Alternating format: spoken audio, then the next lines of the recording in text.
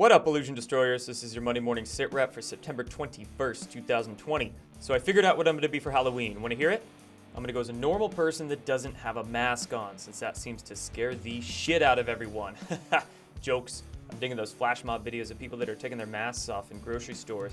Need more of that. Glad you guys are liking these videos. Remember, if you want to view the articles that I'm screen recording on my blog here to check out the links and tweets that I'm referencing, the links for these will be below in that description. Now for a quick word from a sponsor helping me to bring you these. Today's is NOBLEGOLD Investments. It's an awesome company full of great people who are here to help you invest and grow your money with precious metals. They can help you fill your 401k retirement account in a quicker and safer way than only stocks, and they have physical coins and bricks on hand that you can stock up on too, including their brand new commemorative 5-ounce Apollo coin. They've got free ebooks and learn about gold videos, plus details on how to reach them will be in that description too. Okay, starting off with the Emmys, the award ceremony where Hollywood basically gives themselves pats on the back. I had no clue the Emmys were even on last night until I woke up this morning and saw on social media the incredible clips of cringe and race-baiting jokes that weren't in the least bit funny.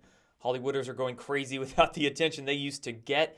Nobody cares about them anymore. This guy wore a BLM shirt. This guy was just making basically racist jokes. I mean, it wasn't funny at all. And Jimmy Kimmel just bent over and let it all happen. What a putz. Okay, that's all the time we're going to spend there. Let's get into the latest QAnon. We had 3 drops over the last day. One going over the big picture perspective of how the coronavirus impacts the election. You know, any election year, anything that happens has to do with the election. Another was a prayer, and the latest one was a link to a military.com article showing a video of a B-2 stealth bomber dropping bombs. Let's spend a minute here on this one. So Q gives us a link to a tweet from Dr. Simone Gold, a big advocate of hydroxychloroquine. She tweeted that Nevada is now the 7th state to quietly reverse their decision to block hydroxychloroquine prescriptions for COVID. Never would hear that in the mainstream media. Now 7 states quietly reverse their decision to block HCQ. And Q gets into the big picture perspective of how do you achieve so many different things with one operation? Well, you can call that the coronavirus election infection. Crimes against humanity question? The disease called corruption, that invisible enemy, and running red. Then we have that prayer, and then we have that B-2 bomber video. B-2 could mean Bill Barr, BB, dropping some stealth bombs soon in regards to Obamagate, or the Durham investigation, or even the other investigators that are digging into the FISA abuses. So we'll see what comes up. Joe Biden now. Joe Biden gave a live speech yesterday, and boy, was he having a tough time with his words. Here's a couple clips from that. Watch as he struggles with an introduction before he finds his teleprompter here. In another clip, he even claims, he was kind of joking, but who knows with, his brain functioning, that 200 million people are estimated to die from COVID by the time I finish this talk. What's he even thinking about? Add that to the 150 million that are supposed to die of gun violence, and heck, sounds like he's thinking the whole population of America would be wiped out. And hey, maybe that's what him and his handlers really want. 8 days until the debates. I can't wait. And even with these Biden gaffes, the mainstream media is still pumping those fake polls hard. Somehow they think we'll believe them when they say that Joe Biden is going to blow out Trump in November. Let's call them Comedy News Network. I get more laughs from them than the Emmys. All right, Supreme Court nominee coming this weekend. During an interview with Fox and Friends just this morning, President Trump announced that he will select his nominee for the Supreme Court on Friday or Saturday. He said the list is down to 5 or 6 people, and he said he really wants to do this after all the honoring for Ruth Bader Ginsburg is done, as to not interfere with that. And now getting into crazy Nancy Pelosi, because Trump's, I guess, basically going to do his job in filling the Supreme Court seat. She's threatening impeachment. Check this video out. Let's have a listen real quick. Some have mentioned the possibility, if they try to push through a nominee in a lame duck session, that you and the House could move to impeach President Trump or Attorney General Barr as a way of stalling and preventing the Senate from acting on this nomination. Well, we have our options. We have arrows in our quiver that I'm not about to discuss right now. Arrows in her quiver? Is that a threat? I think the only quivering she's doing is from the alcohol. Panic in D.C. Fox News hushing guests yet again. So as you might know, Fox has been grilled for his anchor's hushing of Newt Gingrich during a live broadcast a couple of days ago for mentioning George Soros. Awkward moment when they tried to shut him up, and he said, "Why do I have to not talk about it? He's paying for the riots." Crazy enough, the very same anchor that hushed Newt Gingrich also kept Dr. Oz quiet when he brought up the idea, really the fact that flu shots make somebody more susceptible to catching the coronavirus. And I think this was even the day before the George Soros clip. This one I had just found yesterday. What the heck's going on at Fox? Why do they keep hushing their particular guests from talking about things? Well, one American news network is courageous enough to call out George Soros and ask what's going on at Fox.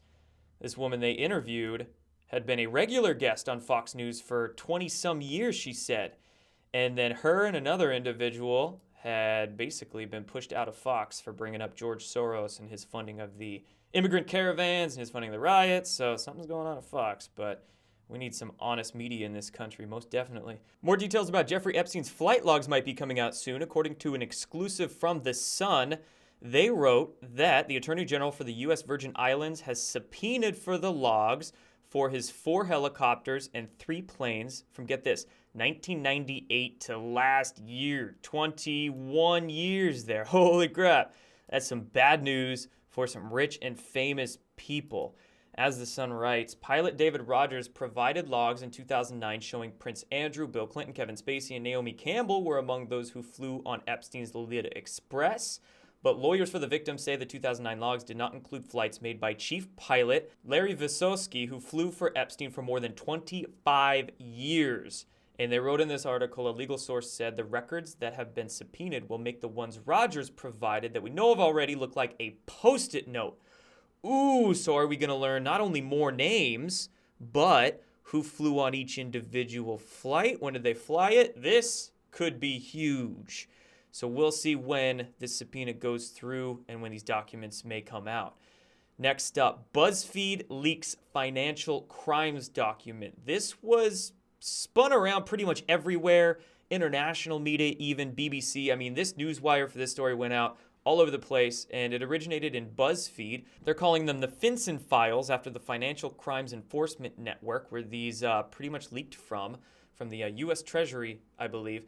And it's showing how criminals moved billions as banks watched. It's really exposing a lot of banks like HSBC and other types of money laundering that was going on.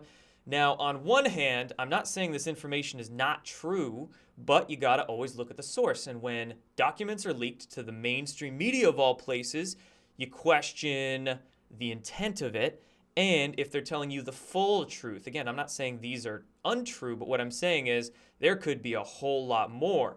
And is this a look here, not there distraction? You guys always know I talk about the limited hangouts, whereby the intelligence community will give up, or the deep state will give up a tiny little bit of data or a fraction of the picture in order to hide more incriminating evidence. So be on the lookout for that. But I think we will see some interesting stuff exposed from this. Hey, and at least the mainstream public will wake up more to how big corruption really is in this world. Okay, moving on. Lush Sucks paints Melbourne. Lush Sucks is a street artist and activist in the Melbourne area in Australia. When I went to Melbourne earlier this year, I saw a couple of his paintings on the street there, and they're cool. They're awesome. There's a section of town where a lot of his art is featured, where he goes and draws, and some of his new pieces honoring Bill Gates, you can see here, are pretty freaking neat. In fact, during one of the recent protests, the Melbourne crowd was chanting "Arrest Bill Gates" as this mural. I think these are very recent, within the last, week or two. So anyway, go check out Lush Sucks' work. It's pretty good. Now moving on to something interesting that I saw in a Suspicious Observers video from the other day. He noted a study that was recently published in the Geophysical Research Letters Journal detailing how the lockdown from January to March of this year in China, when they were locked down in the beginning of this COVID thing for a few months, now, for some reason they're fine, actually caused a, quote, anomalous warmth of the localized climate in the area. Yes, lower emissions were found to cause warmth. You can look at these couple lines from the abstract I highlighted. The longer the emission reductions undergo, the warmer the climate would become. The emission reductions explain the observed temperature increases of 10 to 40% over eastern China relative to 2019. Pretty interesting little study. Now, of course, this is a minor fluctuation, but it's an interesting fluctuation, anomalous enough that they did a study about it nonetheless. This one definitely throws a dagger into those climate change propaganda narratives. And wait, let's do some Democrat math. So if lockdowns cause climate change, according to the study, according to science, right? and climate change causes fires. That's according to science too, right? Then, oh my gosh, you guys, these lockdowns are starting the fires. God, we have to end them to save our lives. And then one last thing, and we'll finish this up. Talking about hydroxychloroquine earlier, moving on to another 4-letter C word that'll help the coronavirus. I dare not mention that word on YouTube. They might can this video. And not only does Big Pharma and the fake news hate hydroxychloroquine, they hate this too, maybe even more. And I can't talk about this much more on YouTube, but you can see a recent video that I uploaded to jordansather.tv. That one's free, where I discuss this particular substance with much more truth than you'll see from the mainstream media and the FDA. That is the toxic bleach. Toxic bleach. Anyway, that's like the modern day snake oil, right? They used to call it snake oil 100 years ago. Now they just call it toxic bleach, try to get people not to look into it. But let me tell you, about 6 months ago when President Trump mentioned the disinfectant, yep, he knew what he was talking about. So that's it for this one, guys. Appreciate you watching. Remember, if you want to support, I've got Patreon, I've got jordansather.tv, and I've got my supplement brand, Conscious Strength 2. Go check those out. I'll see you guys tomorrow, maybe later today in a live stream or in another video. We'll see. Talk to you guys soon. Take care.